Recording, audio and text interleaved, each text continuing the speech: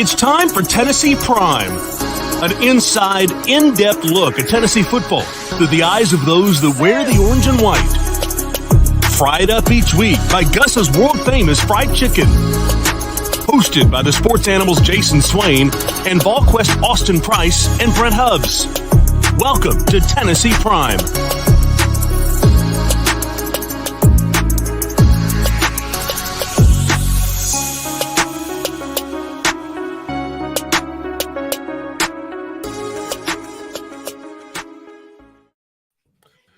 Good evening. You are at the right place at the right time because it is Tennessee Prime, brought to you by Gus's world famous fried chicken. I'm your host, Jason Swain, with my main guy, Brent Hubbs of VolQuest.com. Hubbs, Swain. No more bye week. It's football. Football again for the Vols. How you doing, my friend? I'm doing good. I enjoyed my bye week. I watched more football than I ever get to watch, so I will soak that up and appreciate that. But feels like it's been a long time since that Florida game. It hasn't, but it feels like it's been that. I know the Tennessee fans and the Tennessee players are anxious to get back out there, and I think this is an interesting challenge this week. I think LSU, Jason, is better than a lot of fans want to give them credit for. They've been inconsistent, but that is not a program void of talent at this point in time. I don't buy that. I don't believe that LSU, a couple years removed from a national title, doesn't have some talent running around in that program. So interesting challenge. Love the setup for Tennessee though with a noon game down there. Should benefit Tennessee. Each game, it's always a new challenge. And this week is no different than 2 weeks ago when Tennessee played at home versus Florida. I don't know who wins between Florida and LSU. I don't know who's the better team right now. I think personally Florida presents some challenges because of Anthony Richardson, how special he is. But LSU, defensively, they may be a little bit better than Florida. I know one thing about LSU, Hubs, is that they're resilient. They were down 17-0 on the road at Auburn. Not an easy place to play at all. That crowd was right behind the Tigers. And I was a little bit surprised, honestly, with everything that's going on at Auburn, the drama. The crowd, they did their job. They were there, they were loud, and LSU was down 17 points, was able to get back in that game. LSU, all season long, showed how resilient they are, and they find a way. They find a way to win. Don't have to pass for a lot of yards, don't have to have a lot of success offensively, but they just grind, whether it's a special teams or defense. They just find a way to claw back in games and win. And so Mississippi State, they beat them. Beat Auburn on the road, down 17. So you're right, Hubs. This is a new challenge for Tennessee. Is Tennessee the best team out of the two? Yeah, Tennessee's the better team. But just because you're better doesn't mean you win. You got to play like it. So what mistakes in the first 4 games did these guys correct during the bye week? What did they work on during the bye week that's going to help Tennessee this weekend and moving forward? Yeah, I think there's plenty to work on, as there always is, right? LSU presents a challenge with a mobile quarterback. The one thing about LSU that I might give them, I think Florida's better offensively, Jason, because I think Anthony Richardson's got more confidence. He plays with more confidence. He throws the ball, I think, better and more, he's not – I think Jayden Daniels is a little hesitant to throw the football sometimes. His coach acknowledged that today or yesterday. The one thing that about LSU that I think is a challenge for Tennessee in this matchup, they don't give up a lot of rushing yards, which is a staple of LSU. I think LSU is more physical in the defensive front and the front 7 than what you saw from Florida. So that to me is an interesting matchup in this game because of the physicality of LSU. Tennessee's more physical, I think people give them credit for, because of the offensive scheme that they play. But I do think LSU defensively is more physical than Florida is right now. But LSU's prone to give up some plays too. And they've given up some plays the last few weeks. They gave up, I think, 4 plays of 30 yards or more against Florida, which was kind of unusual. That's more breakdowns than they had. To Auburn. And then, Auburn's in control of that game. I still can't figure out why Brian Harsin went for it on 4th and 10 and didn't punt LSU deep there in the second half to make LSU drive the length of the football field. I mean, he gave LSU the ball at midfield and gave them a chance to jumpstart their offense. That was a head scratcher to me that I thought Auburn didn't help themselves there when their defense was playing as well as they were playing.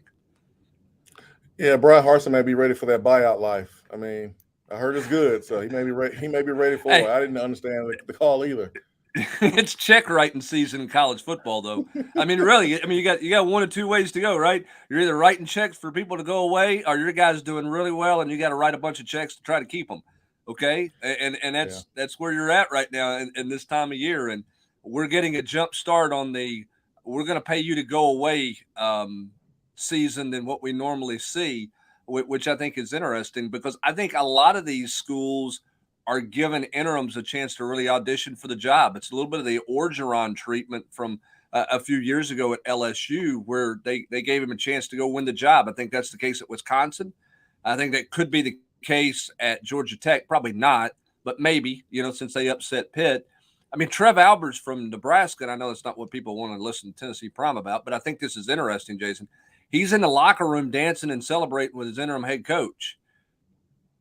Kind of tells you that he likes his interim head coach. He's maybe the front runner right now. So, but it is that time of season. We'll see where Brian Harsin is and what Auburn looks like, how they bounce back this week and how they handled themselves this week after I thought really laying it on the line. I thought their fans, as you mentioned, were in it. I thought that team played hard. Quarterback wise, they missed some plays. And again, I didn't like some of his strategy in the second half. I didn't like the trick play in the red zone. Some of that stuff was a little bit of a reach for me, a little bit of a panic type move, kind of what we saw out of Missouri too once they lost the lead. But we'll see if Brian Harsin can get that Auburn team back up off the deck this week. No doubt. And Hubs, you are right. Folks want to hear about Tennessee. It's Tennessee Prime. And, that's right. You watch LSU play Auburn, and you can learn a lot about the LSU team. So bringing up Auburn, I think, is very, very important. But Tennessee Prime tonight, we'll be joined by Dylan Sampson, freshman running back from the state of Louisiana. Also, we'll be joined by Joshua Joseph, freshman, who is doing a great job there in the trenches on the defensive line. He was close to getting home versus Florida. Both freshmen will join us in our second segment here on Tennessee Prime. Looking forward to talking to these guys. Big transition from high school to college, but I think they have transitioned very, very well. So we will talk to them after our first break. But you mentioned LSU's defense and how stingy and physical they are. One thing I looked up today, Hubs, was they haven't really had an opponent to individually rush for over 100 yards. I mean, the running back who rushed for the most yards versus LSU was Southern. Tank Bisbee had 45, 50 yards. Mississippi State didn't rush the football for a lot. The running back position, we know they pass it.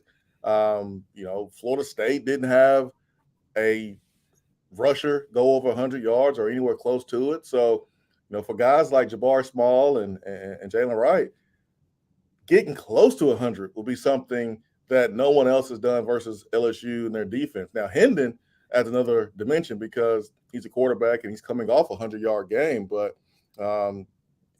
you're not going to be able just to line up and run the football versus LSU. You got to throw it over their head. Auburn was able to do it a little bit. We'll see if Tennessee's able to, with the tempo, be able to get those big old guys huffing and puffing a little bit and be able to run the football through some open holes. Yeah, I mean, I think it all goes back to whether Tennessee can get that first down, right? You get that first down in this offense and you get rolling with that tempo where they can't make subs and can't substitute guys for situations or just for wear and tear, then you might be able to get them on their heels a little bit and you might be able to run the football effectively. But no, I mean, LSU's built to stop the run. That's what they want to do. That's what they've always done. It'll be a challenge. I think the other challenge, Jason, and Joey Halsley, Tennessee's quarterback coach, talked about this a little bit today, the challenge of you don't want to restrict the competitiveness of Hendon Hooker, right? You want his legs, you want him going, but at the same time, too, you can't lose Hendon Hooker. You got to be careful. He's got to play smart, but I think at the same time, too, you got to play call a little bit smart, right? I mean, you don't want to go to that well too many times in that deal, and so How they manage the run game with Hendon Hooker, I think, is going to be a storyline to watch for this offense, in addition to obviously trying to stretch the field and throw it over their head. 1,000%, Hubs, 1,000%. Let's do this. Let's take our first break of today's show, and we will come back.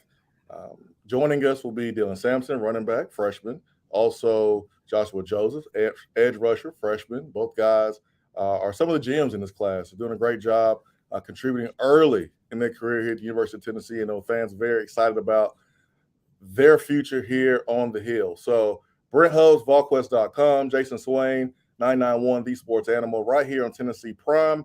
That is brought to you by Gus's world-famous fried chicken. So stay with us. Don't go anywhere. Bite into that crispy crust with just the right amount of spicy, and you're going to taste the tender, juicy, succulent chicken that is Gus's world-famous fried chicken. A timeless Southern tradition that started over 60 years ago in Mason, Tennessee with a secret family recipe. Gus's has stood the test of time and spread throughout the world. It's not just famous, it's world-famous fried chicken at Gus's. The game has changed and Spire Sports is here. With name, image, and likeness arriving, your Orange fandom can now be put into action. Visit thevolunteerclub.com and become a member. 90% of every dollar generated through the Volunteer Club, powered by Spire, will go directly to athletes to improve the student-athlete experience at Tennessee. It's not just about winning the next game, it's about next season. It's about the next generation. It's about the Tennessee legacy. Join at thevolunteerclub.com. That's thevolunteerclub.com. VolQuest.com has been the gold standard for Tennessee football coverage for over 20 years, led by an experienced staff with over 600 games covered amongst them. Speed, and then some more speed. VolQuest takes you behind the scenes with features on coaches and players. For only $9.95 per month, find out why VolQuest continues to set that standard.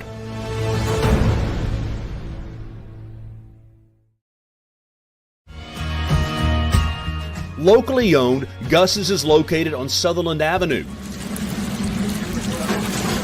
and has been voted the best fried chicken in every city they've ever gone to. Throw in some delicious and mouth-watering sides, and it's easy to see why Gus's is a must-have at your dinner table. It's not just famous, it's world-famous fried chicken at Gus's.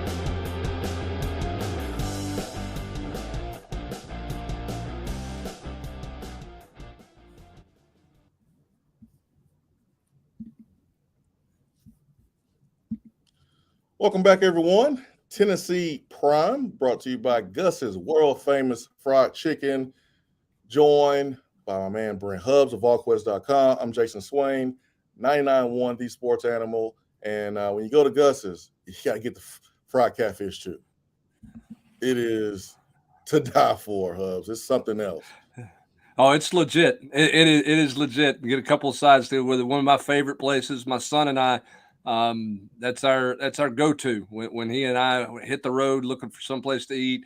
That's where he always wants to go. He's a growing young boy, so we're going to go with a couple of chicken breasts and some catfish, and he looks like he's eating a buffet down there. But it's one of our favorites. It's a great place, so go check them out in Knoxville there on Sutherland, and obviously they do a great job. And if you're in town for game day or you're looking for some catering, it's a great tailgate deal. They do some great catering stuff. You can pick that up on Saturday on your way to your tailgate. So be sure and check them out at Gus's World Famous Fried Chicken. I 100% approve, Jay Swain. 100% approve. Me too. There's some good grubbing over there. Let's bring on a player that he's been eating so far as a freshman at Tennessee, and that is Joshua Joseph, edge rusher, rocking the number 19.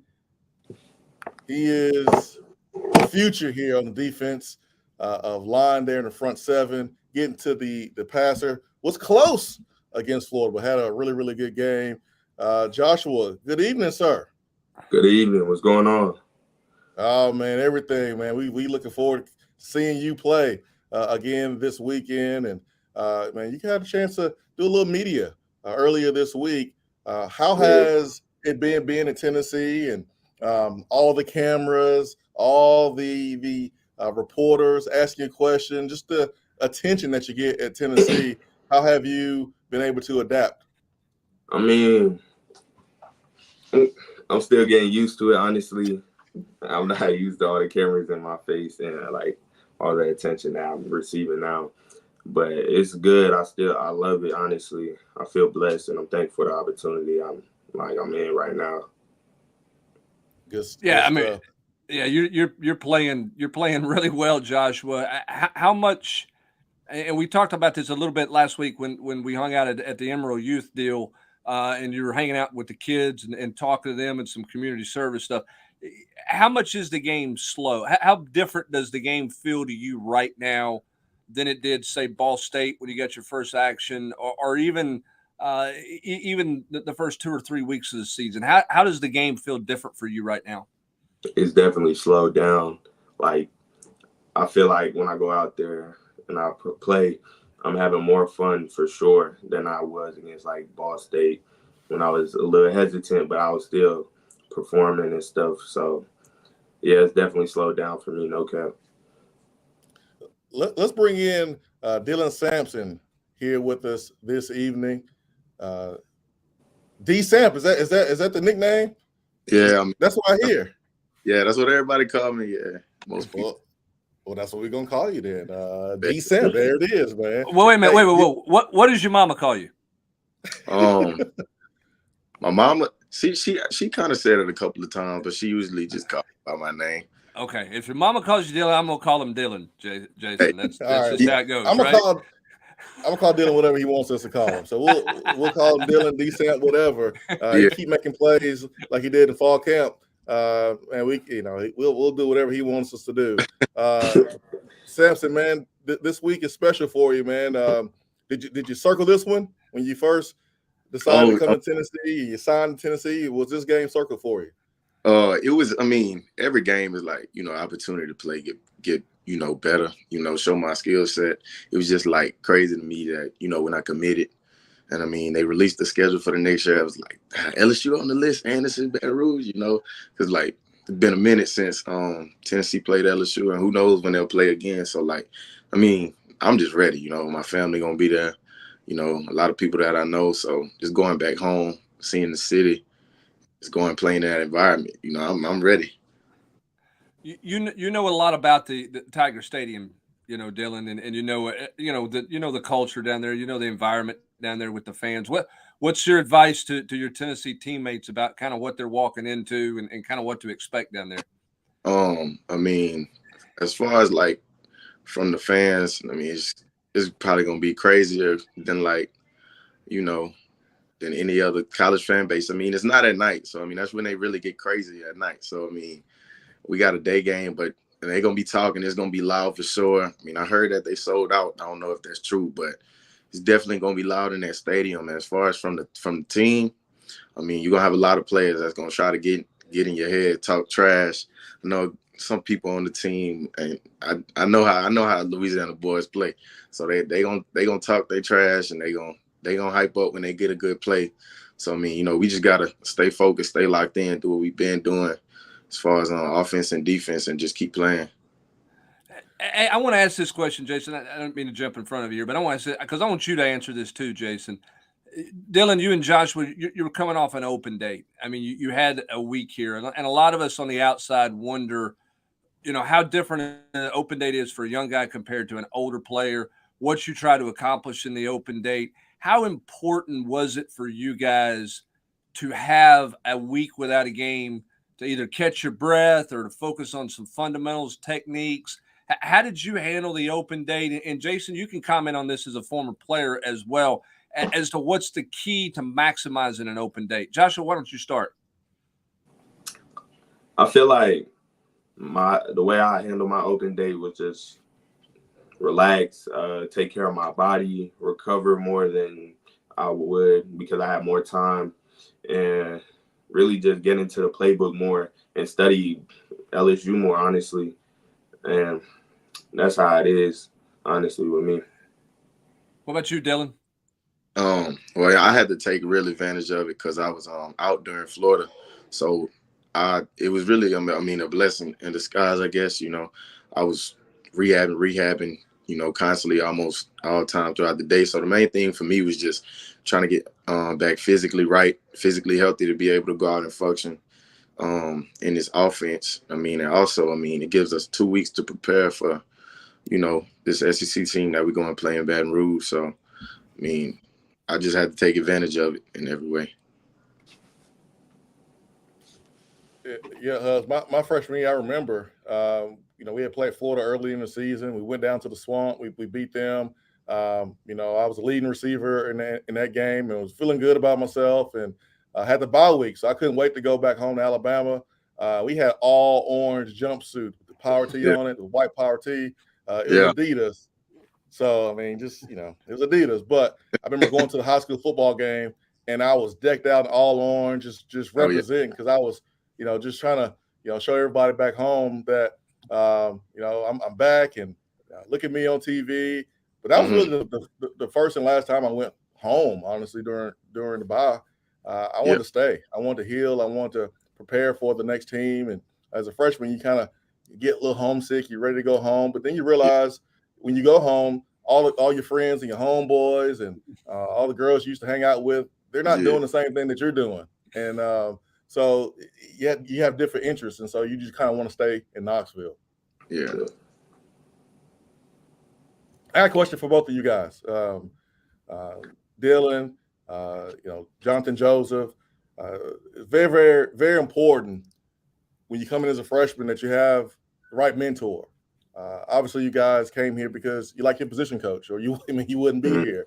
But it's important, as quick as possible, to find someone that maybe plays the same position as you, or someone that is doing the right things to kind of model your game after, on and off the football field, kind of like that big brother. Who has been that guy for you guys? Dylan, Joshua. Dylan, let you go first. It's Jabari Small really been, big mentor type. He was my host on my official, probably kind of a big reason why, committed here, because I just saw his mentality and his mindset, his work ethic, and, he's been the same since I met him. So, since I got here, he's been helping me out in any way, making sure I'm staying focused, staying on my track. Even Jalen Wright at sometimes, he's not much of a talker, but he'll handle his business. And, I look at both of those guys, just because they've been in the system, they've been doing it. We all get along. So, it make the running back room flow. I think we all work together well, too. Love it. What about you, Joshua? With me, I have to say Roman Harris and BY. Both of them really,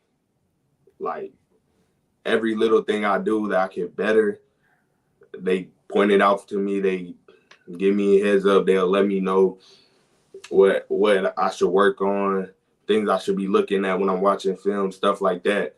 And also Tyler Barron, he also looks out for me too. But it's really just Roman Harris and BY for sure. All right, let me ask you, both you guys, this. You're coming out of high school. You obviously have big-time careers. You got options to go all over the place. You get to Tennessee. You go through practice. When did you guys realize, hey, I know I've got a lot of things I still need to work on, but I can contribute early. I can play early. I'll go. I think for me it was probably the first scrimmage throughout fall camp. Because I mean, you go through practices and like, you make a couple plays, but like you never really know until you get, kind of in between those lines, not on the field with you, and especially in this offense, you got to play under tempo and make sure you got all the right assignments. So it's like first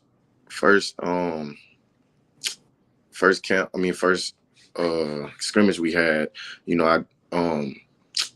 I did the tempo good. I made some plays. I didn't really mess up that much, but so it's like that's when it kind of like, okay, I could work with this. I could do something. I could do something here. So I mean, and from there on, I just tried to stay consistent each and every day throughout fall camp. Hey, Dylan being humble here. I'm gonna let you go, Joshua. But I was at the scrimmage. Okay, it was a close scrimmage, but I was there. I saw what Dylan did to the defense. It was the first team defense. He made like 2 or 3 dudes fall, and then he took it to the distance, outrunning everybody. True freshman. People on the sideline was like, "Ooh!" It was like an and one tape. It was like he broke everyone's ankles, man. Everyone was reacting like it was a and one mixtape. So he's being humble and modest, but I saw it in real time, man. Dude was breaking the defense off. It was a sight to see. Yeah, Dylan was definitely sliding. So, but honestly, when I realized this, I feel like it was like a week or two after the first scrimmage, or a week after the first scrimmage. Players just, like my teammates, like on the D-line, just kept telling me how beneficial I could be for this team, like this year.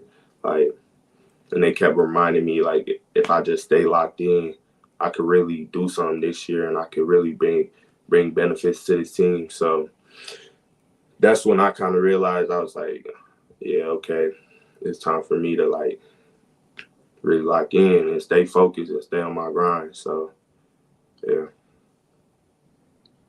I'll jump in front of Hubs this time, man. I owe you for that last one, Hubs. Being a player at Tennessee, you remember, a few things during your time. You remember the first time you run through the T, and you'll forever remember the last time you run through the T. I promise you that, guys. And it comes quicker than you think. But question for both of you guys: what was going through your mind the first time you ran through the T? It was a night game, so folks was hyped. What was going through your mind? How was that experience for you guys first time? Honestly, when I was running through it, I was like, dang, like I'm looking up, I'm looking around at everybody. I'm like, yeah, everybody, yeah, it's like go time. And then I'm not gonna lie, I saw like the conductor, the girl that be doing the flips and stuff. You know what I'm talking about? I saw her and I was like, oh shoot. And I started doing that with her too. She started laughing and stuff, like mid while she was blowing the whistle. And then I was just like, damn, like back to this. It's time to go. It's time to play. First college game. Like, this is crazy. Yeah, for me, I think, just running through, I think it was just the fact that, like this is not high school no more. Like I'm seeing all this orange, like all over the place. And I'm like, it just got me smiling. Like, I'm smiling, I'm looking left, I'm looking right. I'm just jogging through, and it's like this is just different. It's on another level. And I mean, at that moment, it's just like, yeah, it's like, this is all my life. This is what I work for, to be in this moment. So, it was just like everything hitting the reality for me, so it was just crazy. Obviously, that's the good reality, right? I mean, that's what all the coaches are selling in recruiting. When did the reality hit you guys that you were college students, you were college athletes? When did that moment hit? That's like, all right, so this isn't high school. I don't have 2 o'clock early dismissal and hanging out in coach's office for lunch or whatever. When did the moment hit you like, this is this is different. It's more business-like than it is what I've done in high school. And I know you both came from really good programs, but I would imagine it's different. When did it hit you that way? Honestly. You got it. You go. All right. Honestly, it hit me like, I think the second week we was here. So like June something. Sometime in June, it was like when school started back up, like summer school started for us. I'm like, oh, John, we got school workouts, all this, but like it's not no regular workouts. We gotta wake up at like 6:30 to go in, get some work in. Like that, we got that, and then we got school, and it was like an everyday thing. So I'm like, okay, this is kind of business, kind of, yeah. That's when it hit me for real. For me, I would say, I mean, probably around that same time, but it's when we first got into like first routine week, is like you know, you'll have 3 different lift groups. I mean, we the earliest group, you know, incoming freshmen, and it's like, I think the main thing that made like hit was the amount of meetings we had just in the summer. Like, I don't think I ever like did so much football like leading up into the point and when I had to do like put on pads. Like, I don't think I ever like, you know what I'm saying? I don't think I ever thought about did football that much. So it's like by the time fall camp came, it just felt like I was in that routine. It was just time to put on pads. Like we walkthroughs, we do all this. I'll get extra work in. It was just like more to be expected of you. So I mean, I think that first routine week, which is probably that second week, like Josh said, that's when it really set in. Good stuff, guys. We're gonna take a quick timeout, and before we do that, we want you to get your questions in. This next segment, we want you, the viewer, to be able to ask these guys questions. We'll pick out the best questions and ask them live right here on Tennessee Prime. So use that function, get those questions in. We'll take a quick break. Tennessee Prime is brought to you by Gus's world famous fried chicken. Brent Hubbs of VolQuest.com. Jason Swain here, 991 The Sports Animal. Don't go anywhere. Be right back. Bite into that crispy crust with just the right amount of spicy, and you're going to taste the tender, juicy, succulent chicken that is Gus's world-famous fried chicken. A timeless Southern tradition that started over 60 years ago in Mason, Tennessee with a secret family recipe. Gus's has stood the test of time and spread throughout the world. It's not just famous, it's world-famous fried chicken at Gus's. The game has changed and Spire Sports is here. With name, image, and likeness arriving, your Orange fandom can now be put into action. Visit thevolunteerclub.com and become a member. 90% of every dollar generated through the Volunteer Club, powered by Spire, will go directly to athletes to improve the student-athlete experience at Tennessee. It's not just about winning the next game. It's about next season. It's about the next generation. It's about the Tennessee legacy. Join at thevolunteerclub.com. That's thevolunteerclub.com. VolQuest.com has been the gold standard for Tennessee football coverage for over 20 years, led by an experienced staff with over 600 games covered amongst them. Speed, and then some more speed. VolQuest takes you behind the scenes with features on coaches and players. For only $9.95 per month, find out why VolQuest continues to set that standard.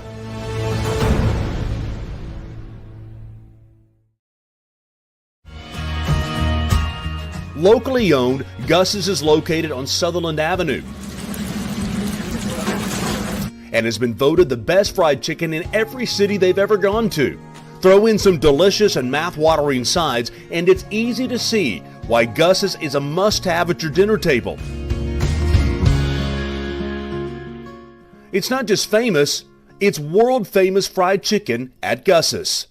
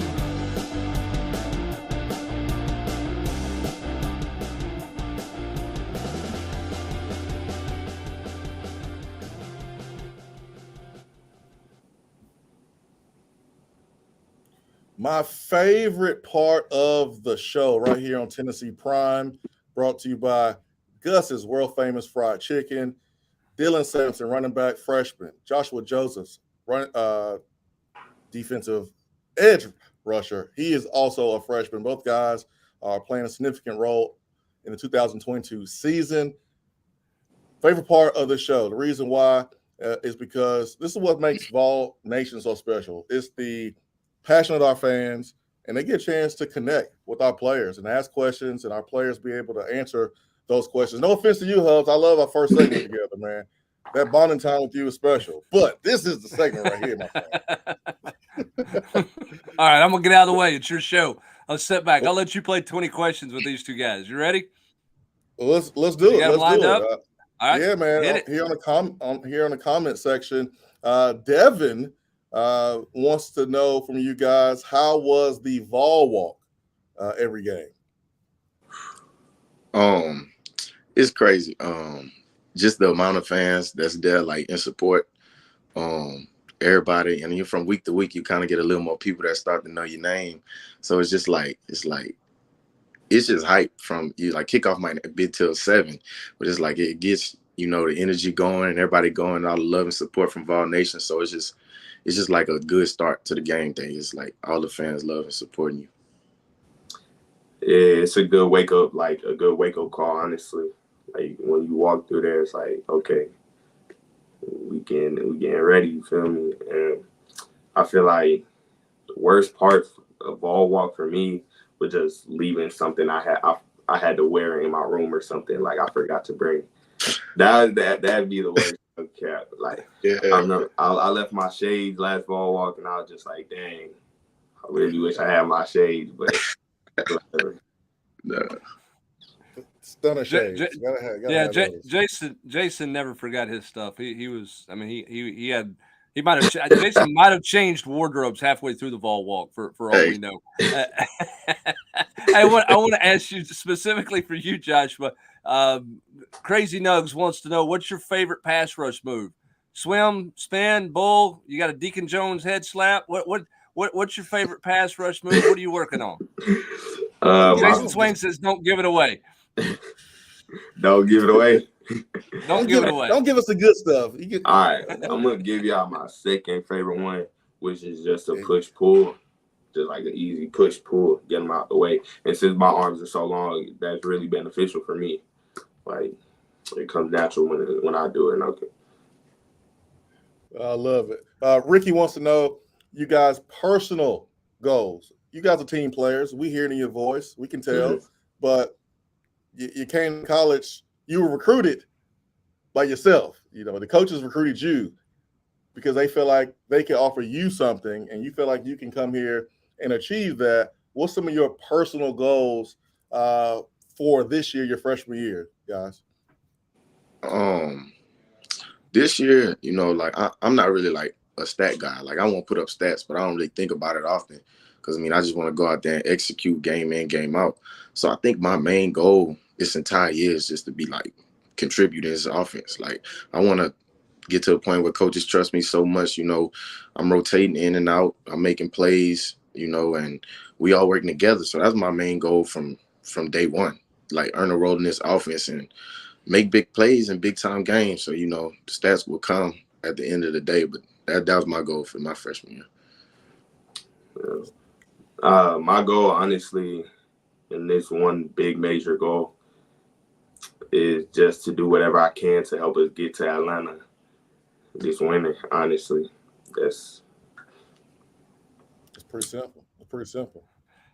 Hey, Lee Mayberry wants to know, what's the one thing that made you want to be a Vol when you're recruited? When you sit back and you look at this thing and say, hey, why am I at Tennessee? Is there one factor? Was there one thing that pushed Tennessee over the top for you guys? I feel like it was definitely the community and the fans. Like when I saw Vol walk for the first time, I was like, dang, all these people out here supporting us and the game's not even starting. Like, it's crazy. And then when I watched the game, I was like, yo, this is live. And I didn't come for the Ole Miss game or any big night games, but I saw it on TV, and my teammates like that are here that came in with me, they definitely told me about it and how I should have been here. And yeah. What about you, Dylan? I think for me, it's not one thing, probably a couple of things. Because, I mean, I committed before this coaching staff and this team even played their, like, first game. So, I mean, I think at first I was just, like, sold by the vision that Coach Heupel had. And going into the season, I came to the Ole Miss game. That was live. Like, it was crazy because I don't really go to too many college football games, but, like, the Jets flew over the stadium. It was loud. It was, like, orange. I don't know if it might have been checkerboard that game. I don't know. But it was just something like I ain't never experienced before. Like, it was just good to get out of my home state and see something else.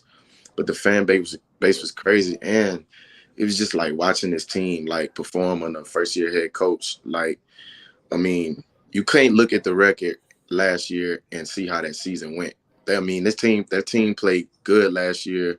I mean, with limited numbers, and I mean, I was just sold with the energy, you know, the fans, the crowd, everything it had to offer. Crazy Nuts wants to know about your speed, Samson, and have you and Squirrel raced yet? And if y'all have, who won? Nah, me and Squirrel didn't race yet. He duck and smoke. We was out there in the summer. I asked him. So I mean, he might try to take advantage of me now in the season when I'm a little banged up. But nah, it's gonna come. Me and Squirrel gonna race. It's gonna come. But I mean, I definitely got the wheels. Y'all. Hopefully, y'all get a chance to see it. A little bit harder to show that running back sometimes. I'm gonna definitely put it on tape. Did he just say Squirrel ducked him this summer? He's ducking the smoke. What I heard? He's ducking the smoke, Brent. That's what I thought. I just want to make sure I heard that one right. Yeah. I wanted to make sure. Hey, somebody wanted to know in here. I got to scroll back and find his name, but we'll go without his name here. Everybody talks about the noon game being a good setup for you guys. Your morning practice team. It's not a night game at Baton Rouge. You guys like noon games? You like an early game, or are you one of those guys that would rather play under the lights? What do you think about early games? I mean, I don't think I ever really had like a preference. I mean, night games are always like, the experience is crazy, but I mean, especially this game. I mean, it's probably beneficial that it's not a night game because Tiger Stadium is crazy. So, I mean, at the end of the day, we just got to execute no matter what time of the day it is. I mean, yeah, we do practice at that time every day. But, I mean, I don't really have a preference. I just want to come out with the W at the end of the day. Honestly, for me, what about you, Joshua? I love to play under the lights. Honestly, like I love to play under the lights. It's just like a different sensation at night when you playing. But the only thing I hate about that is the build up, like the time wait up to there. Like, the day feels extremely long. No cap. Hey guys, before we take our last break and let you guys go, and y'all were great, y'all did a really great job. What are some of your interests outside of football? I mean, because D-Samp, you said it earlier, like during the summer workouts, it's football, it's class, it's workouts. Your schedule from the moment you wake up to the moment you go to sleep is pretty much laid out for you. And so you don't have a lot of time for yourself, but when you do, what are some things you guys like to do outside of football? Honestly, I like to watch anime. I watch a lot of anime, and I feel like other than that, I like to eat food. Like I like to try new foods out, like new restaurants, new everything. I ask everybody, like I meet on campus, new people I meet, I ask them what's a good restaurant out here or what's something that slept on out here. I want to try everything. What? All right, I'm going to jump in here, but hang on a second, Dylan. I want to follow up with Joshua here. Give me something unusual you've tried that you like, food wise. You say you'll try a lot of stuff. Is there some? Have you tried some pretty bizarre stuff here, or what are we talking about? I think I had it was something from Nama's that sushi restaurant. I forgot what it was, I think it was like some type of calamari or something like that. But it definitely wasn't like regular seafood, and it was actually pretty good. Dylan, what do you like to do in your free time and all this free time Coach Heupel gives you and Coach Mack gives you? I mean, you guys just lay around all afternoon. You got nothing to do. I know. When you do get a few minutes, some free time, what do you like to do? What's your getaway? To me, I don't do too much. I don't like to be like in the traffic and stuff. So, I mean, sometimes I might just take a ride. I like music. Like, I love music. So anything that like calm me down, I might take a ride, listen to some music. Definitely get some food. Just eat something. But I mean, it's important for me to like kind of get away from the campus sometimes, or like get away from football, because like, I mean, we're around it so much, it can become like, it become like a habit and like mentally, crazy. So like, it's important for me to kind of get away from it, just chill somewhere, find a spot. Sometimes I hang with a couple of my teammates. But I really just like to get off campus, find me somewhere, like just chill. It's really what I do. Well, you guys will have plenty of time to eat in restaurants. Knoxville is one of the hotbeds in the country for restaurants.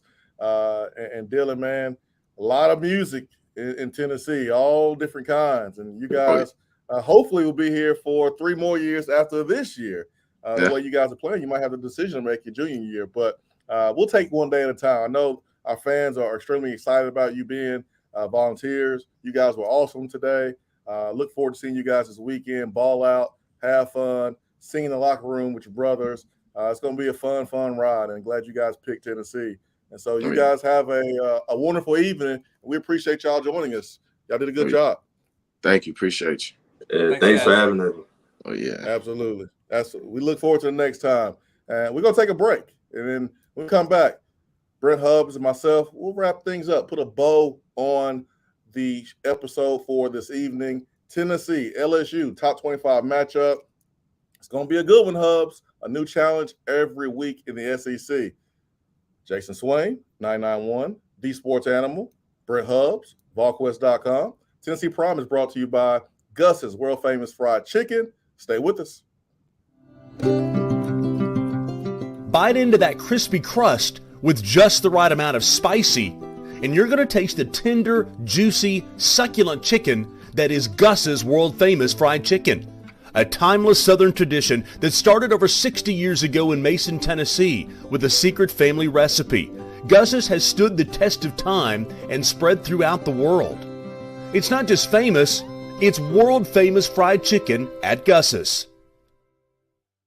The game has changed and Spire Sports is here. With name, image, and likeness arriving, your Orange fandom can now be put into action. Visit thevolunteerclub.com and become a member. 90% of every dollar generated through the Volunteer Club, powered by Spire, will go directly to athletes to improve the student-athlete experience at Tennessee. It's not just about winning the next game. It's about next season. It's about the next generation. It's about the Tennessee legacy. Join at thevolunteerclub.com. That's thevolunteerclub.com.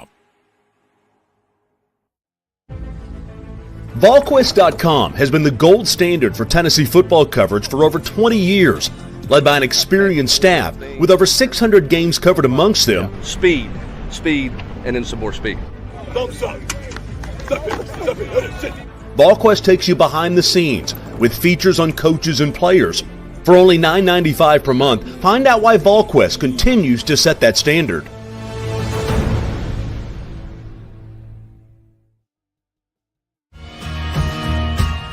Locally owned, Gus's is located on Sutherland Avenue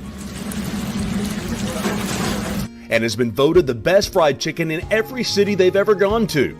Throw in some delicious and mouth-watering sides, and it's easy to see why Gus's is a must-have at your dinner table. It's not just famous, it's world-famous fried chicken at Gus's.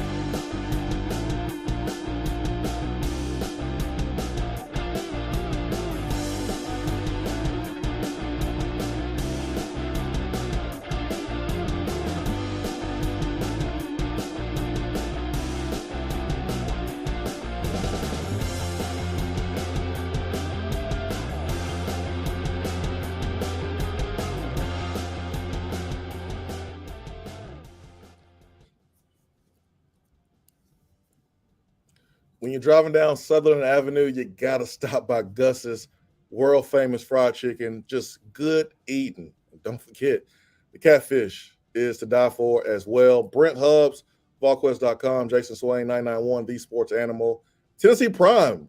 Man, what an episode today. Dylan Sampson, Joshua Josephs.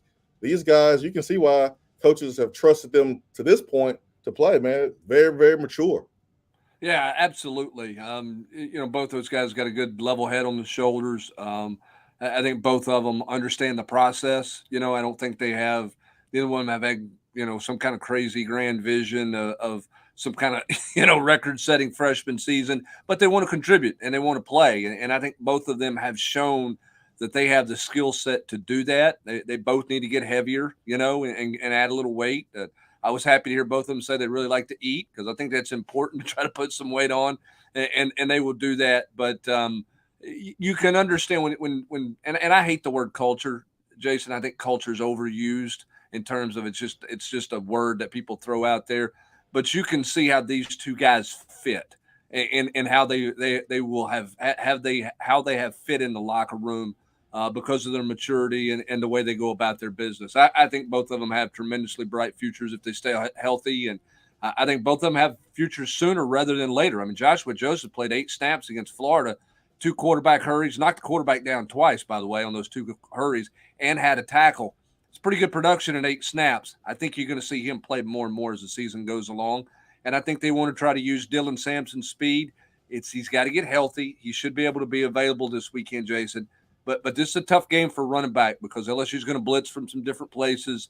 You're going to have to be really physical up there in some pass pro stuff. So we'll see exactly where Sampson figures into the game plan this weekend. Oh, I was about to ask you, Hubs, because we didn't put him on the spot to ask him how he felt and if he was going to be able to go. He was talking like this was a game that he was going to play. So yeah, putting two together. I think he's definitely going to be ready. He talked about his family being at the game, and he didn't talk like he was going to be sitting in Knoxville watching the game. So he'll be down there. He'll be dressed. I think he will be available, and we'll see what the role is. I think both of them, though, and you've talked about this your freshman year, it's hard to have the patience, particularly when you realize, hey, I can play at this level. And I think both of them have realized that. It's going to grow as the season goes along. Maybe not as fast as they want sometimes, but you can see that their role is going to grow both offensively and defensively for those two guys. Yeah, here in a couple of weeks, I mean, they won't be really considered freshmen anymore. I mean, I know beside their name it says freshman, but after halfway in the season, I mean, a couple of SEC games, you're not a freshman. I mean, the time goes by fast, and we are approaching October. The leaves are falling. The weather's cooler in the morning, and here in a couple of weeks, we're going to be in the real thick of SEC play. And if you can make plays, you can be trusted. If you're healthy, you'll go out there and get an opportunity just like any other player that's a sophomore, junior, or senior. So, yeah, they're freshmen. It says it, but you can't look at it like you're a freshman as you enter SEC play, especially in October, November. Well, and both those guys in every opportunity, every game they played in, they flashed. I mean, they've shown up. I mean, Dylan Sampson scores twice in the Akron game, shows his speed on a couple of runs in the Ball State game. Every time Joshua Joseph's been on the field, he had a pass breakup against Ball State, right? He had a couple of tackles sideline to sideline against Akron. He shows up in the Florida game. I mean, they flashed. And now, when you flash consistently, then you play more, right? And I think that's what you're going to see out of both those guys. Man, I hope so. I enjoyed talking to those guys. Got about a minute left in tonight's program. Hubs, what's some things that you are kind of monitoring this week as Tennessee is preparing for the trip down to LSU? Well, I think some keys to the game. I mean, turnovers. Tennessee can't turn the football over. I think it's important they take care of the ball because I think LSU has a harder time driving it. You want to make them drive the length of the football field. And then on defense, don't give them anything cheap, right? I mean, make them earn it all the way down the field. Don't give up chunk plays. Don't have a busted coverage. Don't have a misfit in the run game. And suddenly you got Emory running 70 yards for a touchdown. Make them earn everything. I think fun, just be sound on both sides of the ball is going to be key for Tennessee this weekend. Tennessee and the Pittsburgh game, not one quarterback out, had the other one limping.